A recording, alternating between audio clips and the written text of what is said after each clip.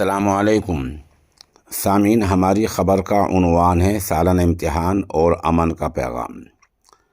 ہریانہ کے ضلع کرنال کے قصبہ اندری میں واقع دارالعلوم شاہ ولی اللہ میں سالانہ امتحان ہوا ہے، جہاں ماشاءاللہ درجہ حفظ میں عدنان ولد محسن، مبارک ولد حاجی طاہر اور امیر حمزہ ولد قاری محسن نے اسی ترتیب سے پہلی، دوسری اور تیسری پوزیشن حاصل کی ہے۔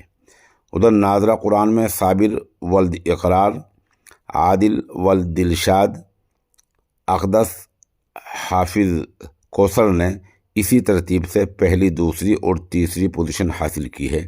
ان سبھی طلباء کو مدرسے نے حسب بساط حوصلہ افزائی کی ہے، ان کو ہدیہ پیش کیا ہے۔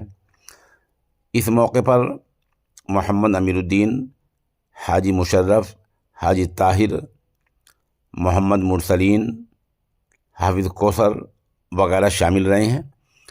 اس تقریب کو خطاب کرتے ہوئے مولانا راشد وفا ندوی نے کہا کہ امن و شانتی ہم سب کی پہلی ترجیح ہونی چاہیے۔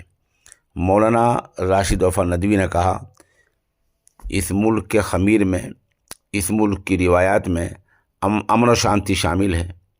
جو لوگ نفرت پھیلاتے ہیں وہ اپنا بھی انجام کا نقصان کرتے ہیں اور دوسروں کے لیے بھی نقصان دہ ثابت ہوتے ہیں۔ مولانا راشد وفا ندوی نے اس موقع پر حاجی عالم محمد صلی اللہ علیہ وسلم کا اسوہ پیش کیا اور کہا کہ یہ ہمارے لیے نمونہ ہے اور یہ ہمارے لیے قابل تقلید ہے۔ انہی کی دعا پر یہ پروگرام مکمل ہوا۔